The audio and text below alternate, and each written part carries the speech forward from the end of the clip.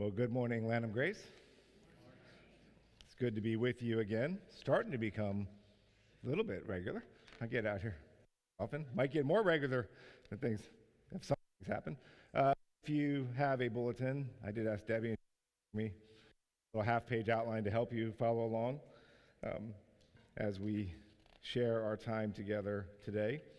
At Grace Bible, I am pretty far along in Paul's first letter to the Thessalonians and a sermon series that I call Primal Faith. So I thought I tweaked it, but I went back to the beginning of it because I want to jump in 1 Thessalonians 5 and just do verses 1 through 10. And here's the idea behind that primal faith. If you try to do a chronology of our New Testament, some of the books are easier to nail down, some are a little more difficult. But the first book to be written was probably James. And then the next three were probably Galatians, 1st and 2nd Thessalonians.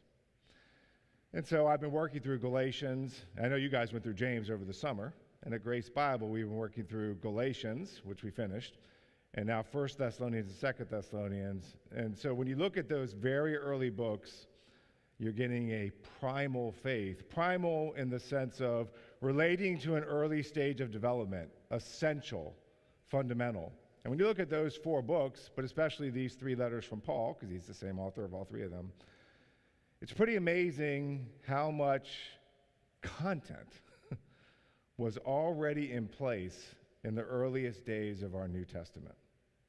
Even with the Thessalonians, and that gets to the backstory. I do want to take a little bit of time to get the backstory and context of Thessalonians because we're jumping in chapter 1, verse 1.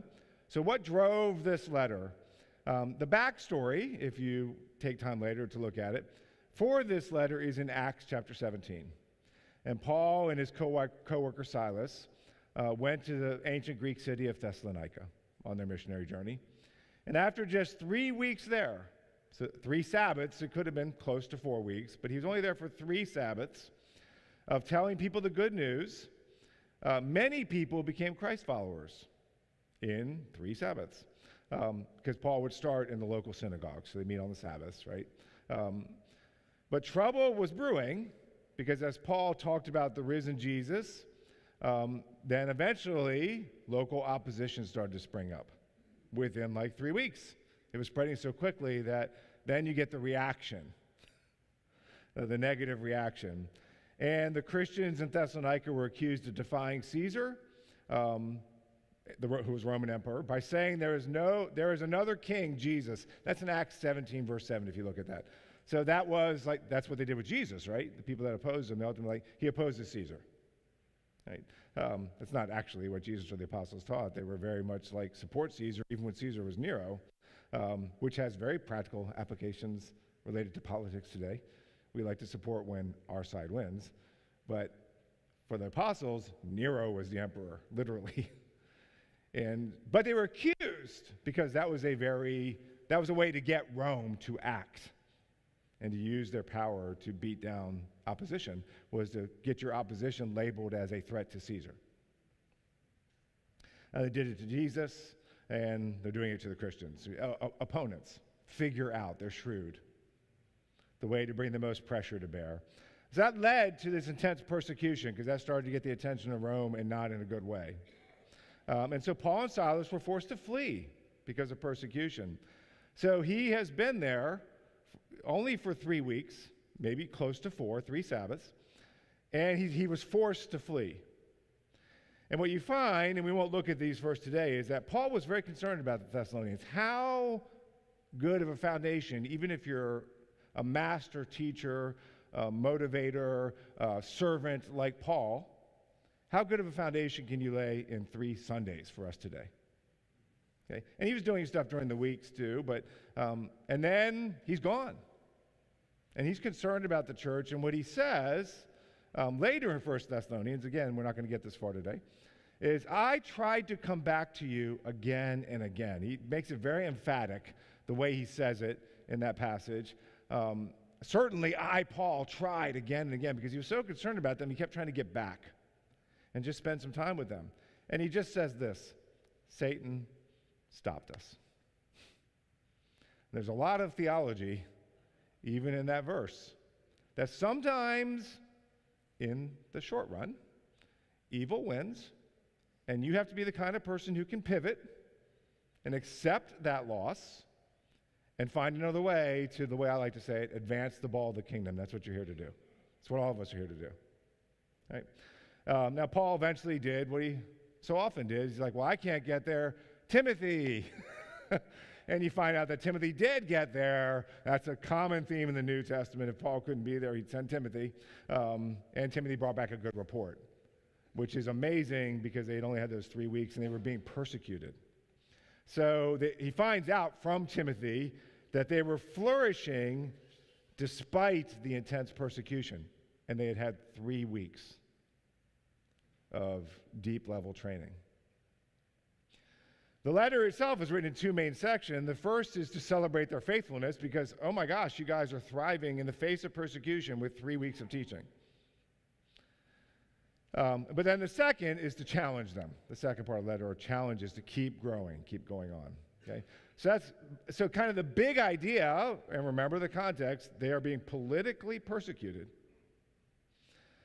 is that giving allegiance to Jesus as king creates a countercultural and a holy way of life. That, because it's countercultural, because it's not going to fit any world culture. Now, I'll take a brief step back there. Any world culture, even an idolatrous pagan culture in Athens, you can find something to build a bridge. Paul did. But we need to be clear thinking, too, that there is no world culture that is Christian. Every world culture has some elements of truth in it. So Christian, by definition, is countercultural to the world. You cannot be a friend of the world and a friend of God at the same time. Right? And even though you're for the people of the world, because Christianity will never quite fit into any box, if you're a diehard Republican and a Christian, you're probably a Republican before you're a Christian. If you are a diehard Democrat and a Christian, you're probably a Democrat before you're a Christian. Okay? And what you find with God and the whole mess of the prophetic word was that true prophets challenge their own side more than they do the other. Most of the prophets of God were sent to who? Israel. Not Babylon. I mean, Jonah went to Nineveh. Not Persia.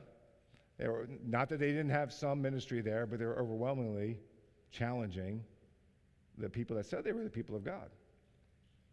And when you have that kind of countercultural life, even if it's a holy life and it's a good life and you're doing things for the world, you're in the world, but you're not of the world, that will eventually create, at least in some people, hostility.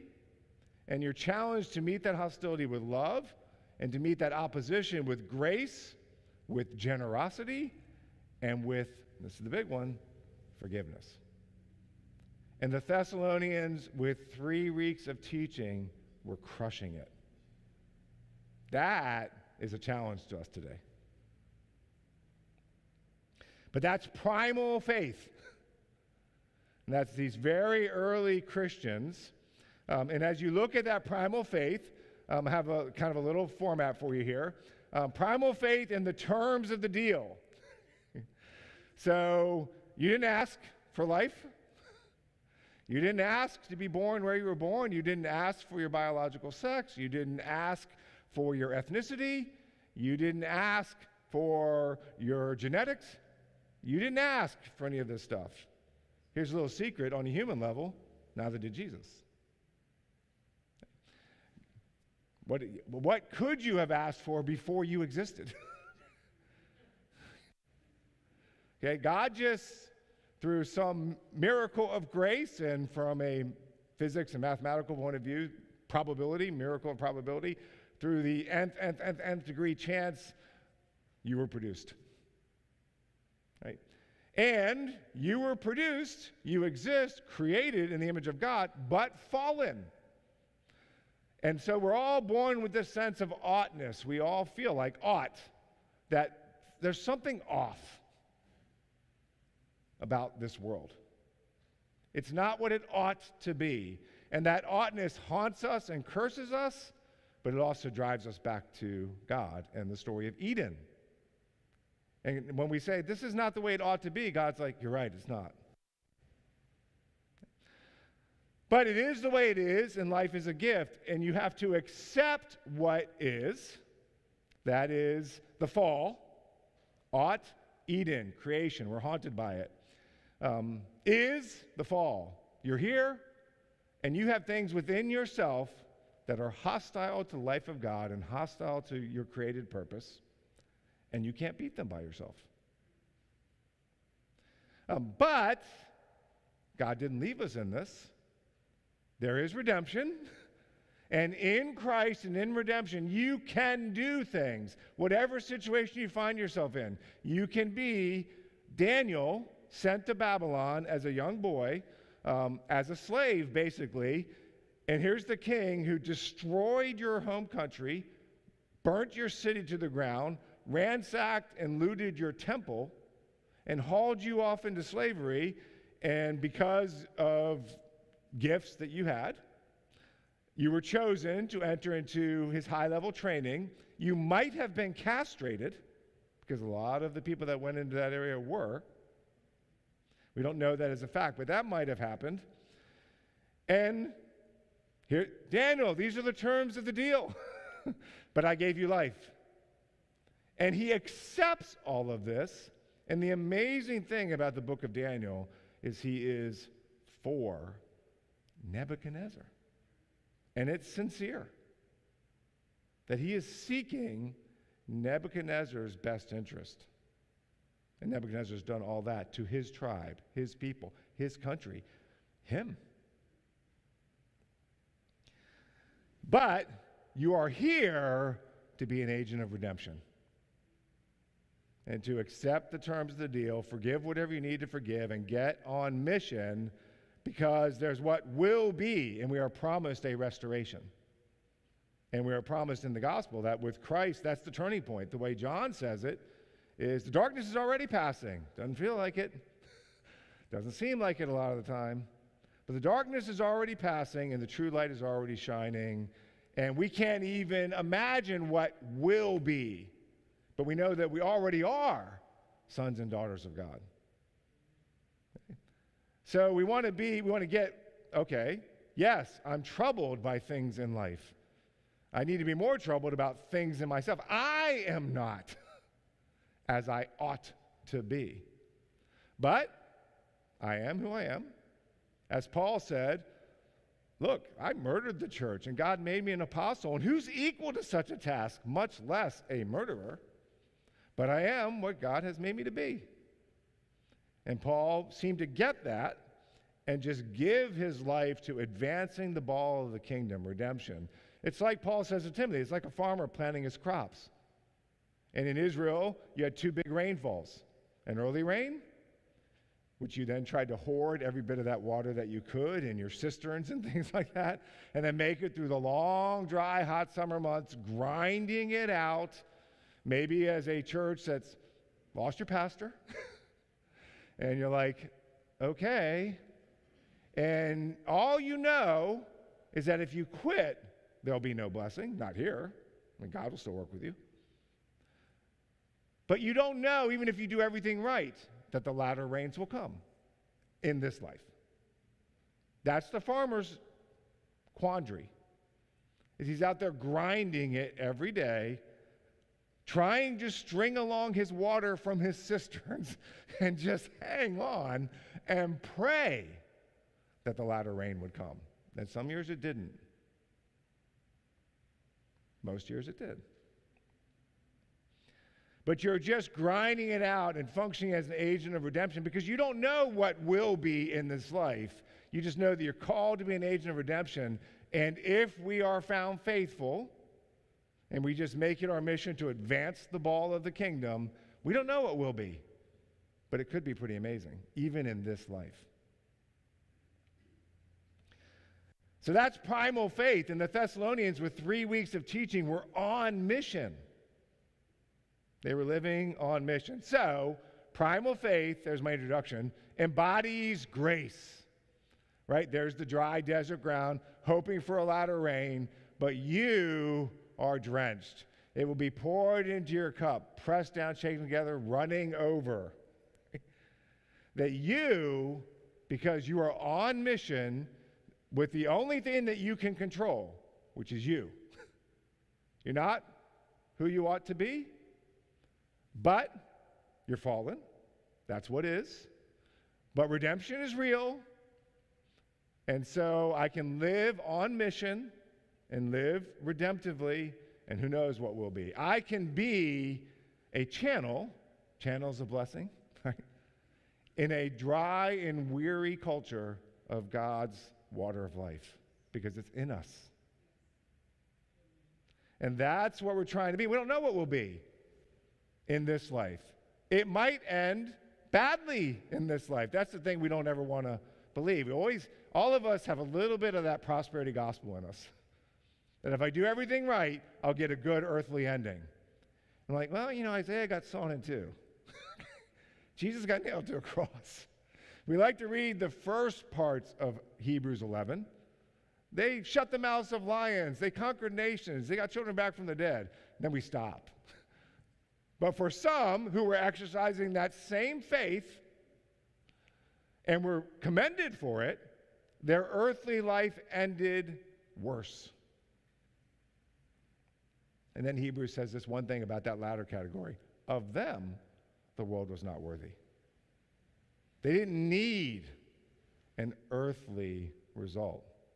They were just on mission, even when it hurt.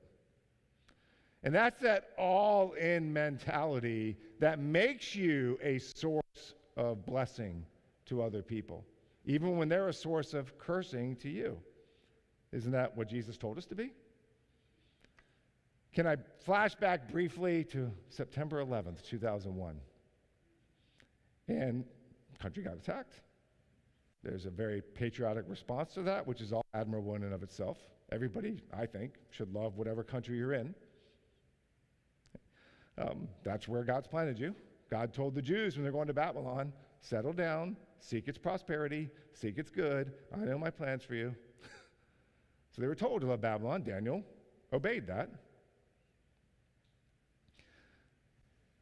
But there was also God bless America, God bless America. And in this moment of hopefully Holy Spirit inspired insanity, from that point, I stood up in the pulpit the next Sunday and I said, I'm hearing a lot of God bless America, God bless America. But how come we're not saying God bless the Taliban? Because weren't we told to bless our enemies and pray for those? It got really quiet.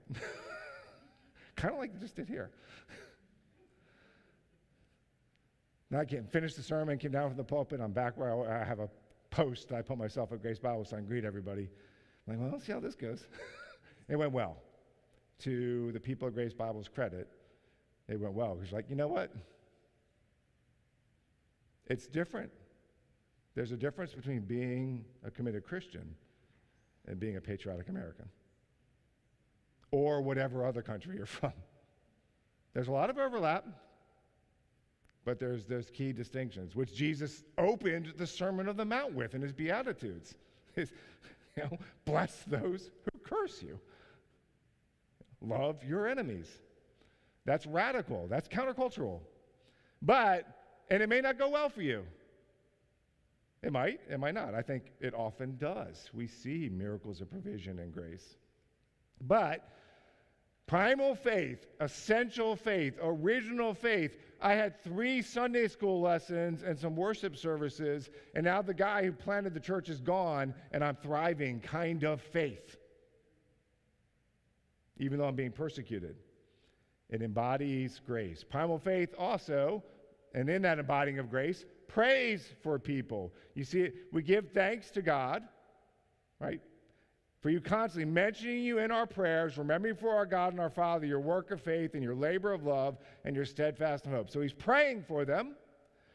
But not only does it pray for people, primal faith brings out that whole idea of what you can call the great triad or trinity of life. And Paul brings these 3 up a lot. The most famous or well-known example, 1 Corinthians 13, 3 remain. Faith, hope, and love. He brings them up here in what is probably his second letter after Galatians. He brings them faith, hope, and love. But he links them to how a genuine faith, a genuine hope, and a genuine love acts in observable ways. Right? It embodies, it incarnates, it expresses itself. And so he ties them to their most common expression that he's challenging the Thessalonians with. Because it's one thing to say, be faithful, be hopeful, be loving. Right? But it's another thing to say, well, if you're faithful, you're working hard. Not that your works save you. That's very clear. But faith works. And that's what he says here. I remember and I pray for and I see your work of faith. Right? Faith saves, but faith also works. Works don't save, and works without faith don't work. They don't save anybody. But faith works. It expresses itself. And he says, labor of love. Labor here is a severe term. Even a beating or a trouble combined with intense physical labor. It speaks of this, Hercules, right, myth? This Herculean effort that God's love prompts in us. And we then voluntarily assume. If you really love Jesus and love people, the two great commandments, you will, and you're acting in that love, because faith works, you will voluntarily take on, like Jesus took on for us, a Herculean labor. Love labors. And then hope, steadfastness of hope. Hope is persevering. Hope is steady. Hope is courageous. Hope doesn't back down. Just keeps plugging along. Hope is what I call the forgotten of the triplets. We talk a lot about faith, as we should, of course. We talk about love, as we should, of course. In an age overwhelmed with anxiety and depression, we don't talk enough about hope. And hope is steadfast. It keeps plugging along. It is the Energizer bunny that just... And it's not as obviously attractive as when someone's just truly loving. It's not as inspiring as when you see someone stepping out in great faith. But it's one of the three. And it just keeps going. And when you really start digging into that, which I'm not going to hop all around the Bible today, but hope, what hope is what saves you from discouragement. So hope is courageous. The opposite of courage is not fear. Without fear, there's no opportunity for courage. So fear's not bad either. But when you understand that fear is not the opposite of courage, we have the English word for it. It comes out in our own language. The opposite of courage is discourage. So you're losing hope. You're getting discouraged. And God is called a God of eternal encouragement, so the devil just discourages. And how would that play out in a world that's had, 100, 150 years of psychology with a lot of benefits? I'm not trying to bash anything. Oh, you're anxious because you feel physiologically you're spiking, you're anxious because you're looking at your to-do list or all these challenges coming up and you don't feel like you have adequate resources. And God's like, well, you don't. Can you beat death? Can you call Christ down from heaven, as Paul says to the Ephesians? Can you raise him from the dead? No, you're outgunned. So your anxiety actually has a reason. But its reason is to drive you to me and then take all that anxious energy and convert it into hope-based action. It's just energy. Use it well.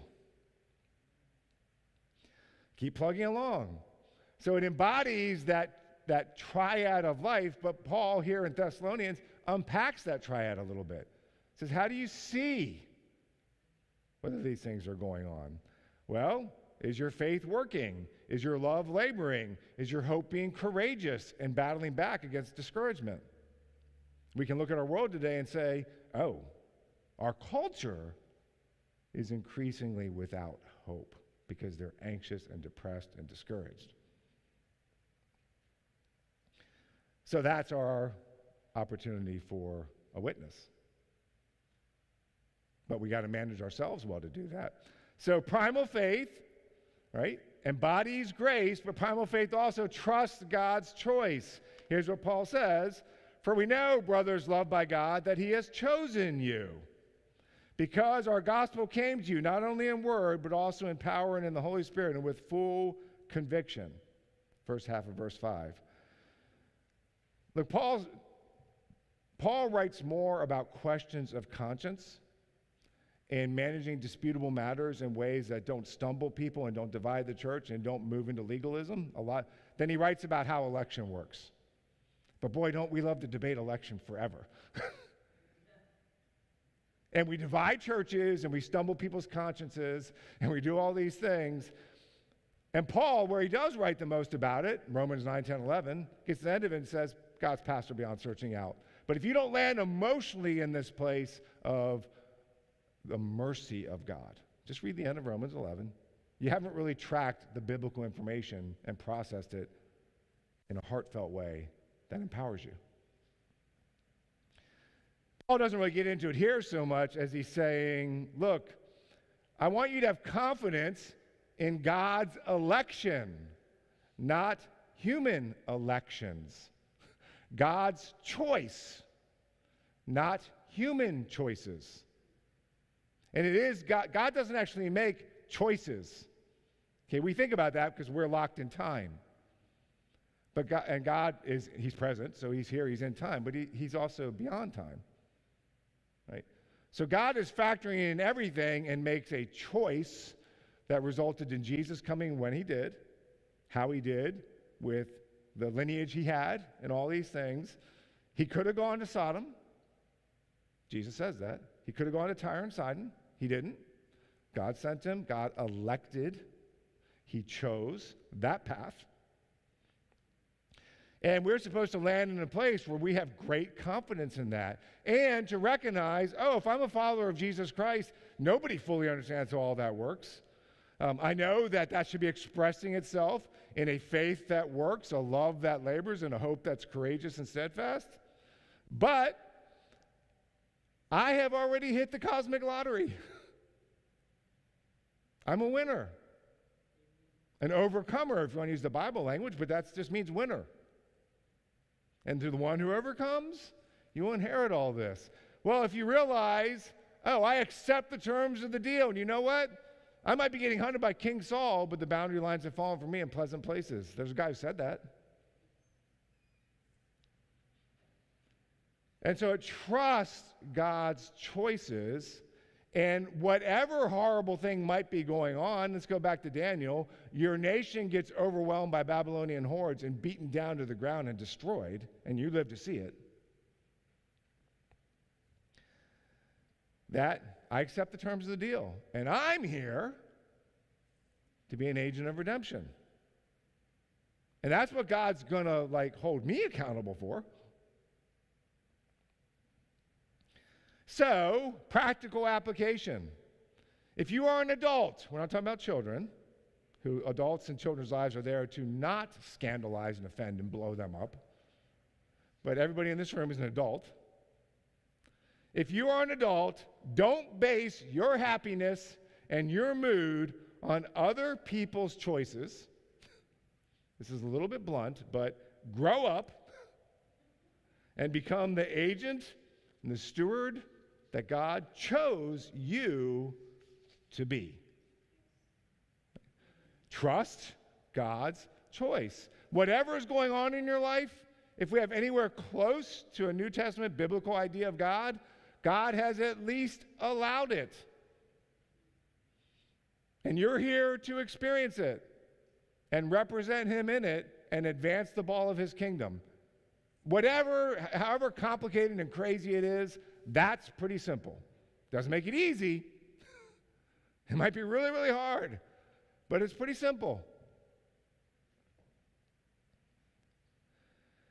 And when you process all that, you find out that primal faith changes people. It changes people in powerful ways. And this is a verse I really wanted to hammer on because he talks about how they were growing, and that was all red, but skip down to verse 9. For they themselves, people all over Macedonia and Achaia, right?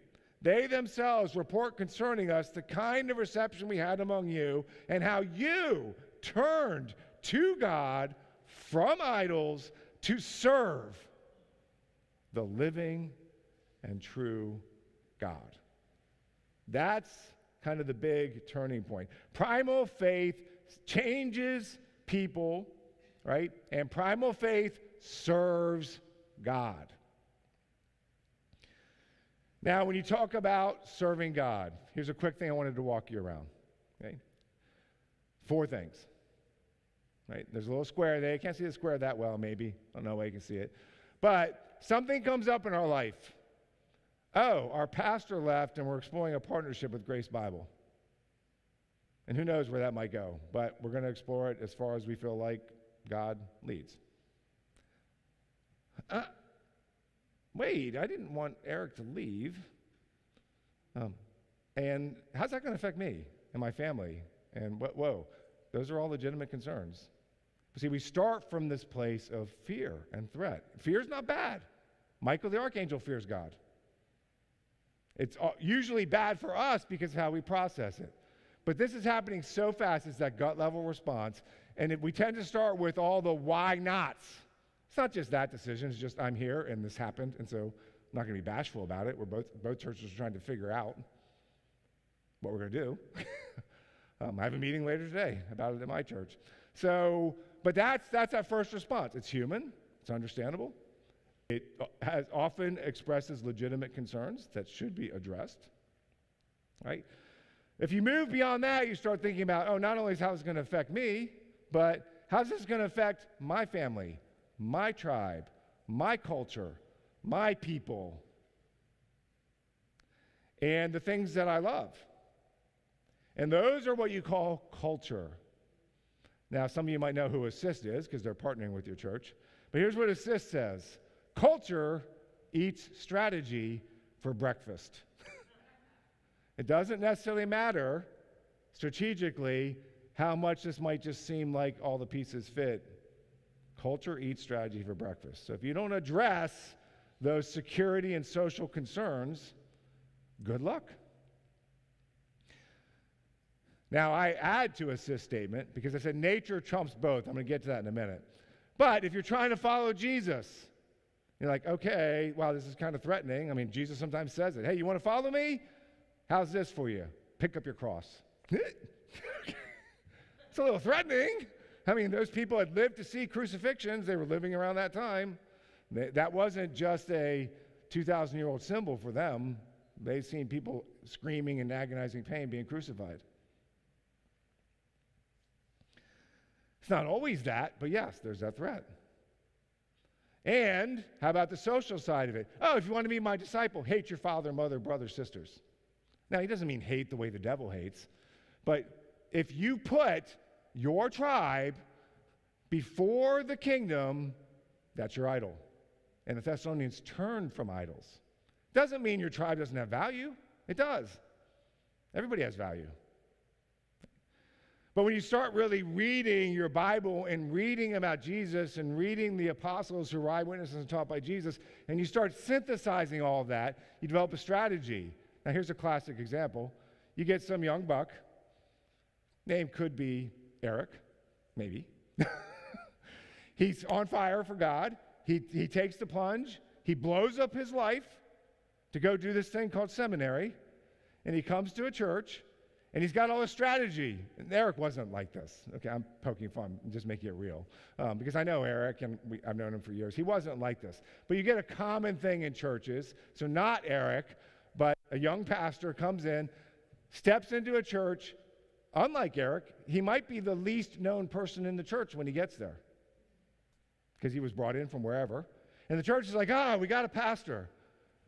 And the young guy got out of seminary and found a vocational calling. And by the way, he finished his Greek and Hebrew and theology, so he knows. And he has a strategy. Get on board. And you're like, you're 25. How much do you really know? Right? And you get this butting of heads so often. Because if your strategy is really that good, then you're living on mission, right? And your mission is to serve. And so, as Paul wrote to the Corinthians, I become all things to all people and win some. So Paul was, wherever he could, in that crazy Corinthian culture, brief snapshot on it, crazy Corinthian culture, Paul got to Corinth, he saw the mess and the troubles he was going through, and he got discouraged, and he was ready to quit. And God said, don't give up. It's in Acts 18. No, Paul, don't give up. I have many people in this city. In Corinth?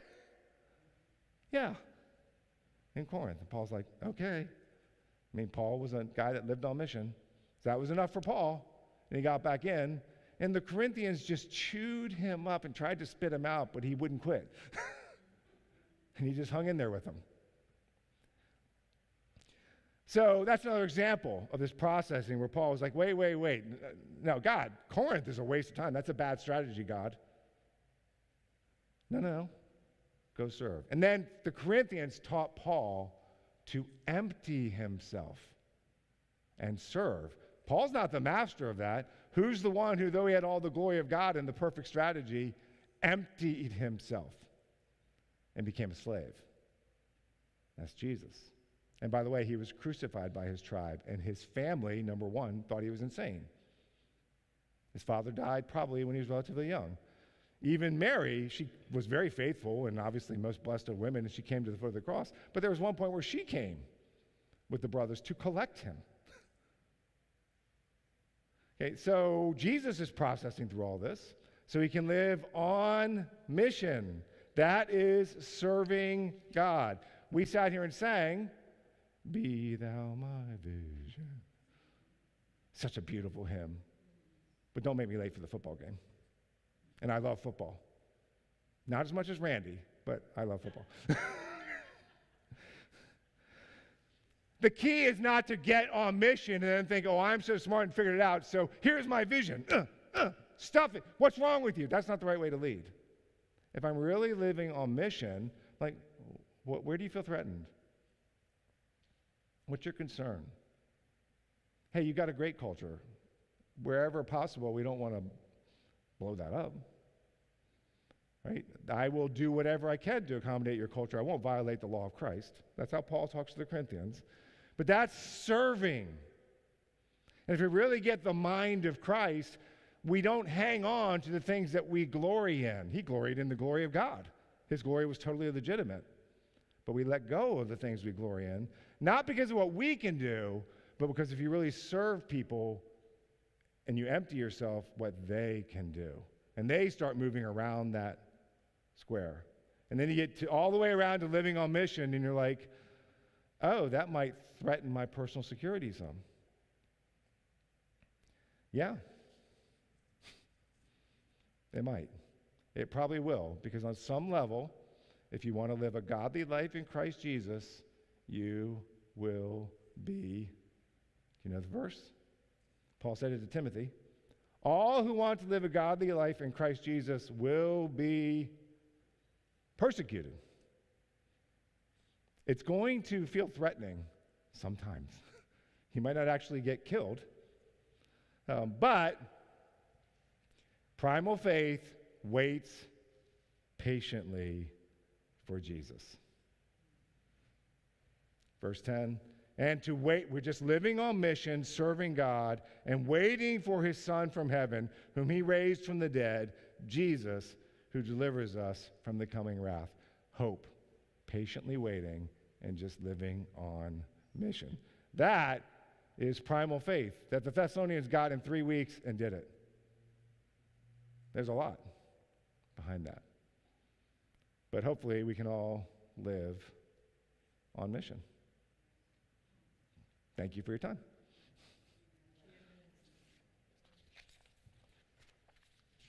Isn't there a closing song? Yeah, we got okay.